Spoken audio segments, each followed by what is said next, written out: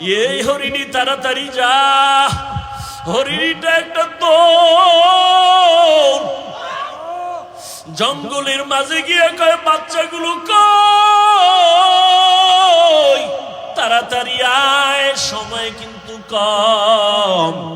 মায়ের কণ্ঠ পাইয়া বাচ্চাগুলো দৌড়াইয়া হাজির। আইসা বলে, আম্মু তুমি এতদিন আসো নাই, কোথায় ছিলা? বলে ইহুদি বেঁধে রাখছে, আজকে তুমি কেমনে আসছো? এবার ডাক দিয়া কয়, ও বাচ্চারা, আমার বাধার পথ দিয়া একজন মায়ার রহমতের নবী হেঁটে যাইতেছিলেন। আমি তারে বিনয় করার পর একটু সময় নিয়ে সাইরা দিছে রহমতের নবী। দেরি যদি হয়, ইহুদির হাতে দেখছি ছুরি, আমার দেরি হলে রহমতের নবীর গলায় চলে যাবে। তাড়াতাড়ি দুগ্ধ পান কর আর আমারে বিদায় দাও। বাচ্চাগুলো কয়, মা আমরা দুধ পান করব না। যেই মায়ার নবী তোমার এত দয়া করছে, তারে একটা নজর দেখবো, না খায়া থাকলে মরে যাব। এবার মাও দৌড়ায়, বাচ্চাগুলিও দৌড়ায়, মায়ার নবীকে দেখার জন্য দৌড়ায়। এবার সময়ের আগেই ইহুদি তাকায় দেখে হরিণী হাজির, বাচ্চাগুলো হাজির।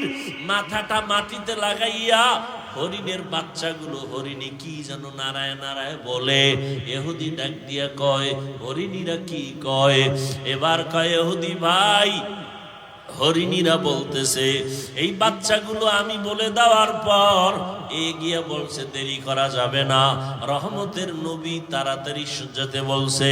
এ কথা শুই না বাচ্চাগুলো দুগ্ধ পান করে নাই, আমাকে একটা নজর দেখার জন্য চলে আসছে, আমাকে সালাম দিছে আর আমাকে মোহব্বতের জন্য কথা বলছে এবং সময়ের আগে আসছে। তারা নিজেদের খুশি প্রকাশ করছে। ইহুদি ছুরিটা ফালাইয়া এবার ডাক দিয়া কয়, তুমি কি সেই মায়ার নবী? একটা জঙ্গলের হরিণী আর বাচ্চাগুলো যদি তোমাকে চিনতে পারে, আর মানুষের ঘরে জন্ম নিয়ে যদি তোমাকে চিনতে না পারি, আমার মতো হতভাগা কপাল পোড়া আর কেউ হতে পারে না। আমার বেয়াদবি তুমি মাফ করে দাও, আমাকে তুমি কালেমাওয়ালা মুসলমান বানায় দাও। মায়ার নবীর হাতে ইহুদি তওবা করলো, মুসলমান হয়ে গেল। এরে নবীর আশিক উম্মতের দল, আজকে মুসলমানের ঘরে জন্ম নিয়েছো, পায়ে ধরে ধরে সব আলেম ওলামারা বুঝায়, রে বাবা আমিও মুসলমান, তুমিও মুসলমান, আমার আল্লাহ তোমার আল্লাহ এক, তোমার আমার নবী এক, কাবা এক, ধর্ম এক, কোরআন এক। তোমারে পায়ে দইরা কেন বুঝানো লাগবে? তুমি টুপি পরো, নামাজ পড়ো, পর্দা করো, হালাল খাও। আজকে বেঈমান রে বুঝাইলে তো সোজা হয়ে যাইতো, কিন্তু তুমি কেন টুপি পরতে চাও না রে বাবা? টুপির কারণে তো মাথা গরম হয় না রে বাবা, টুপি তুমি কেন পরতে চাও না? আজকে তুমি দাড়ি রাখতে লজ্জা পাও, আর আমিও তোমার মতো মুসলমান দাড়ি কাটতে লজ্জা পাই। আজকে তুমি মসজিদে ঢুকতে লজ্জা পাও, আর আমি মসজিদে না ঢুকলে লজ্জা পাই। আজকে তুমি পর্দা করতে লজ্জা পাও, আর আমি পর্দা না করলে লজ্জা পাই। তুমি একটা মেয়ে দেখলে মন খুশি, আমার ভয় লাগে আল্লাহ নি বেজার হয়ে গেল। তুমিও মুসলমান, আমিও মুসলমান, তোমাকে এত পাও ধরে বুঝাইতে হবে কেন? তুমি কি জান্নাতের বয়ান জানো না? তুমি কি কোরআনের মধ্যে জাহান্নামের বয়ান আছে জানো না? ও আল্লাহর বান্দারা, আজকে তুমি যুক্তি দাও, জামা পরলে গরম লাগে। ও বাবা কিসের গরম? আমরা তো গরমের কারণে জামা ফালায় দেই নাই। টুপি মাথায় দিলে মাথা গরম, এ কারণে টুপি ফালায় দেই নাই। কারণটা কি বাবা? এই যে যাও কোর্টে আদালতে যাও, ওই উকিল ব্যারিস্টার বিচারকরা মুজা পরে, আবা কাবা পরে, উপরে কোট পরে, প্যান্ট শার্ট মোটা পরে। এই গরম হোক আর শীত হোক এই পোশাক তাদের লাগবে। র্যাবের চাকরি যারা করে এদের র্যাবের পোশাক লাগবে, যত খারাপ লাগুক খুলিয়ে তার চাকরিতে জয়েন দিতে দিবে না। ওরে নবীর মোহাব্বত যদি অন্তরেই থাকে, তোমার অন্তরটা তো নবীর জন্য এমন হওয়া উচিত। আমি খাইয়া থাকি না খাইয়া থাকি, আমার নবীর আদর্শের বাইরে যাওয়া যাবে না, নামাজ ছাড়া যাবে না, দাড়ি কাটা যাবে না, ও যুবক বাবা, আমি কিন্তু এতক্ষণ তোমাকে এত কথা বলছি, একবারও কিন্তু বলি না স্কুল ছেড়ে দাও, কলেজ ছেড়ে দাও, মাদ্রাসায় পড়ে হুজুর হও, দাড়ি লম্বা করে পাগড়ি লাগাও, একবারও কিন্তু বলি নাই। বরং আমি তোমাকে বিনয়ের সাথে আশ্বাস দিয়া বলি, স্কুলে পড়ো, ইসলাম বাধা দেয় না, কলেজে পড়ো, কোনো নিষেধ নাই, চাকরি করো, বাধা নাই, তবে তুমি নবীর তরিকাটা মেনে চলো, মা বাবার দোয়া নিয়ে চলো, ওলামায়ে আহলে হকের পরামর্শ নিয়ে নবীর তরিকা মানো। তোমার মতো কত যুবক জীবনে মাদ্রাসায় পড়ে নাই, স্কুল কলেজে পড়িয়াও নামাজ পড়ে আছে না নাই? তুমি কেন পারবা না? তোমার মতো যুবক তাকায় দেখো, রাস্তায় গাড়ি চালায়, এক বেলার নামাজও বাদ দেয় না। বলো বাবা, তুমি কেন পারবা না? তোমার মতো সন্তান দেখো আজকে শ্রমিকের কাজ করে, নদীর মধ্যে মাছ ধরিয়াও নামাজ ছাড়ে না, তুমি কেন পারবা না? আসলে কি আল্লাহর কোরআন মিথ্যা মনে করছো? না, আল্লাহর কোরআন কোনো মিথ্যা না। আম্মা জান আয়েশা রাদিয়াল্লাহু তাআলা আনহা, নবীজির কলিজার স্ত্রী, যে নবীর কোনো গুনাহ নাই, আম্মা জান বলেন, আমি একদিন দেখি নবী আমার ঘরের মধ্যে বয়ে বয়ে গুনগুন করে কান্না করে। আমি জিজ্ঞাসা করলাম, নবী আপনি কাঁদেন কেন? আমি আয়েশার কোনো বেয়াদবি হলো? না আয়েশা, বেয়াদবি হয় নাই। কান্না করেন কেন নবী? নবী বলেন, ও আয়েশা, কিয়ামতের কথা আমার মনে পড়ে গেছে, কিয়ামতের ময়দান বড় ভয়ঙ্কর হবে, ওই দিন আমার উম্মতের কি হালাত, এই চিন্তা পড়ে গেছি, আমার কান্না। আম্মা জান বলেন, ও নবী, হাসরের ময়দান কেমন ভয়ঙ্কর হবে? নবী বলেন, ও আয়েশা, হাসরের ময়দানে সব নারী পুরুষ উলঙ্গ দাঁড়াবে, সূর্য মাথার কাছে চলে আসবে, জমিনটা সূর্যের গরমে তামা হয়ে যাবে, অন্যদিকে জাহান্নামের আওয়াজ আর গরম হাওয়া, আর একদিকে আমার আল্লাহ পাকের রাগান্বিত আওয়াজ, লিমানিল মুলকুল ইয়াউম লিল্লাহিল ওয়াহিদিল কাহ্হার। আমার আল্লাহ এত রাগান্বিত আওয়াজ দিয়ে কথা বলবেন, কুদরতি আওয়াজে হাসরের ময়দানটা থর থর করে কেঁপে উঠবে। নবীদের কোনো গুনাহ নাই ও আয়েশা, সেই নবীরা পর্যন্ত হঠাৎ তারা পাগলের মতো কান্না শুরু করবেন, উম্মতেরাও পাগলের মতো দৌড়াবে, কার কাছে গেলে একটু সুপারিশ পাওয়া যায়? আদম নবীর কাছে চলে যাবে। আদম নবী বলবেন, আমার চিন্তা আমি বিভোর, আমি কিছুই করতে পারবো না। ইব্রাহিম নবীর কাছে চলে যাবেন, তিনিও এক কথা বলে ফিরায় কান্না শুরু করবেন। মুসা নবীর কাছে গেল, এই কথা ফিরায় দিয়ে কান্না শুরু করবেন। ইব্রাহিম নবীও কান্না করবেন। আম্মা জান আয়েশা বলেন, নবী তারপরে উম্মতের কি হালাত হবে? রহমতের নবী বলেন, আয়েশা, উম্মতেরা ঘুরতে ঘুরতে সর্বশেষ আমাকে তালাশ করা শুরু করবে। নবী আপনাকে কোথায় পাবে?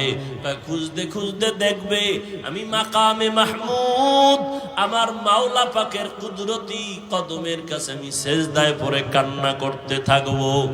অন্য নবী মুসা নবী কাঁদবেন, আল্লাহ আমাকে বাঁচাও, উম্মতের চিন্তা অন্তরে নাই। আদম নবী উম্মতের কথা ভুলিয়া নিজের চিন্তায় কাঁদবেন।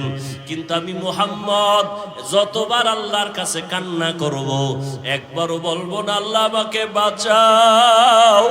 আমি আল্লাহর আদালতে যতবার কাঁদবো আর বারবার বলবো, আল্লাহ আমার উম্মতের বাঁচাও, আমার উম্মতের বাঁচাও। এই জাহান্নামের আগুনের গরম আমার উম্মত সহ্য করতে পারবে না। জাহান্নামের আগুনের গরম, সূর্যের গরম আমার উম্মত সইতে পারবে না। আম্মা জান আয়েশা বলেন, তারপরে কি হবে? ও পর্দার আড়ালের মা বোনেরা, কয়দিন দুনিয়াতে বাঁচবারে মা? এমন একটা দিন নাই মায়ের মরণ নাই, যুবকের মরণ নাই, বুড়ার মরণ নাই রে মা।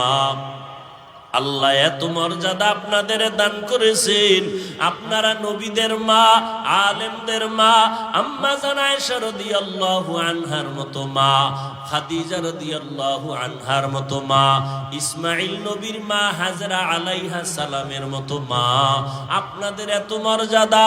আপনারা ঈসা নবীর মা মারিয়াম আলাইহা সালামের মতো দামি নারী। ও পর্দার আড়ালের আম্মা জানেরা, বোনেরা, আপনার মতো কত মা বোন আছে এখনো পর্দা করে, নামাজ পড়ে, মোবাইলে সময় নষ্ট করে না, স্বামীর মাল হেফাজত করে, সন্তানগুলো আদর্শওয়ালা বানানোর চেষ্টা করে। আপনি কেন পারবেন না? আম্মা জান আয়েশা বলেন নবী, তারপরে কি হবে? আল্লাহর নবী বলেন আয়েশা, আমার কান্না দেইখা আল্লাহ বলবেন নবী আপনি মাথা উঁচু করেন, কান্না করবেন না, আমি আপনার কান্না বরদাস্ত করতে পারি না। আপনি কি চান? আমার উম্মত জান্নাতে নিতে চাই। আল্লাহ পাকের নবী একথা বলা মাত্র আল্লাহ বলবেন আপনি আপনার উম্মত গুলো ধরে ধরে বাছাই করে আপনি আপনার জান্নাতের দিকে নিয়ে যান। নবী বলেন তখন আমি আনন্দে আমার উম্মত গুলো আমি বাছাই করে নেওয়া শুরু করব, হাউজে কাউসারের পাশে নিয়ে লাইনে দাঁড় করাবো। আম্মা জান আয়েশা বলেন ইয়া রাসূলুল্লাহ, মুসা নবীর উম্মত, ঈসা নবীর উম্মত, আদম নবীর উম্মত, ইব্রাহিম নবীর উম্মত, কোটি কোটি কোটি কোটি মানুষের ভিতরে আপনার উম্মত কারা আপনি কেমন করে চিনবেন? মায়ার নবী বলেন আয়েশা, আমার যে উম্মত গুলো দুনিয়াতে যারা 5 বেলার ওযু বানাইয়া নামাজ আদায় করত, কিয়ামতের দিন ওযুর জায়গাগুলো হাসরের ময়দানে নূরের আলোতে চমকাইতে থাকবে। আমি দেখে দেখে আমার উম্মত গুলো হাউজে কাউসারের কিনারায় লাইনে দাঁড় করাইয়া আমি নিজে হাত দিয়া কাউসারের পানি আমার উম্মতের পান করাবো। আমার উম্মতের আমার হাতের পানি পান করিয়া কলিজা ঠান্ডা করবে, এরপরে জান্নাতে নিব।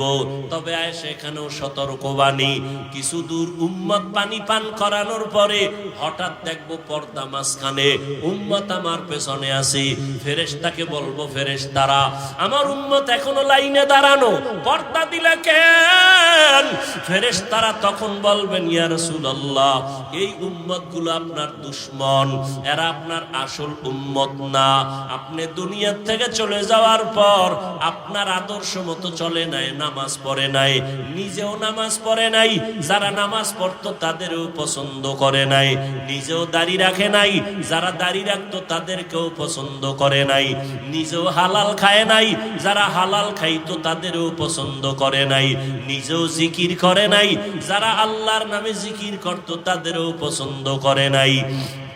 আম্মা জানকে নবী বলেন, এগুলো শোনার পরে আমি নবী রাগান্বিত ভাব নিয়া এই দুশমন উম্মত গুলোকে বলবো সোহকান সোহকা, তোমরা আমার থেকে দূর হইয়া যাও, লিমান গায়্যারা মিন বাদি, আমার পরে যারা দিনকে পরিবর্তন করে ফেলেছো, আমার সুন্নত জবাই করেছো।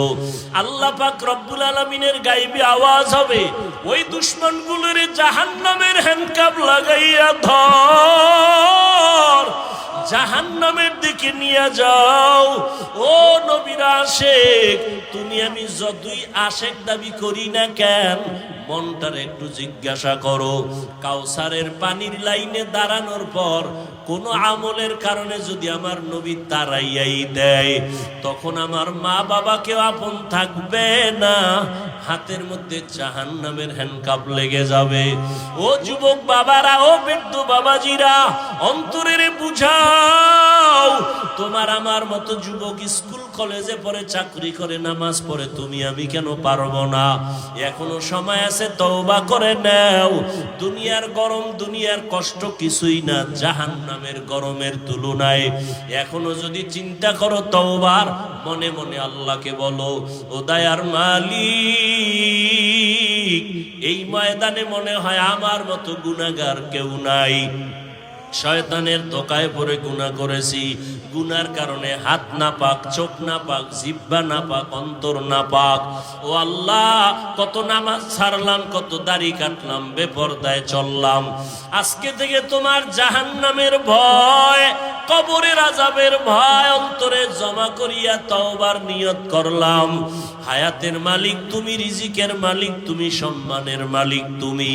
আর নামাজ ছাড়বো না, দাড়ি কাটবো না, বেপরদায় চলবো না, মা বাবাকে কষ্ট দিব না, নবীজির তরিকার বাহিরে চলবো না, উলামায়ে কেরামের পরামর্শ নিয়ে, মা বাবার দোয়া নিয়ে চলবো। তওবা করার মতো যদি নিয়ত করতে পারো, আল্লাহ মুহূর্তে তোমার জীবনের গুনাহ মাফ করবে। তবে সবার কপালে তওবা নসিব হবে না।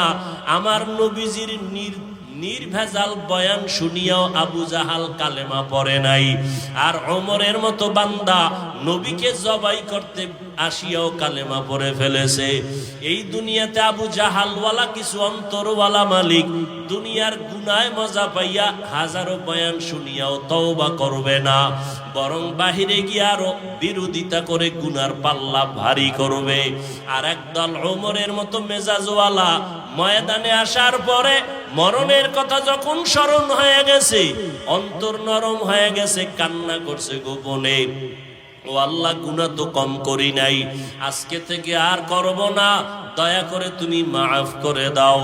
ওমরের মেজাজ নিয়ে যদি তওবা করতে পারো রে বাবা, মনে মনে কাউকে শুনানোর দরকার নাই, আল্লাহকে বলতে থাকো, আল্লাহ আজকে থেকে তওবা করে নিলাম, আর নামাজ ছাড়বো না, বেপরদায় চলবো না, দাড়ি কাটবো না, মা বাবার সাথে বেয়াদবি করব না, উলামায়ে কেরামের পরামর্শ নিয়ে নবীর তরিকায় চলবো। যদি তওবার নিয়ত কারো হয়, দুটো হাত আমার আল্লাহকে দেখায় দাও।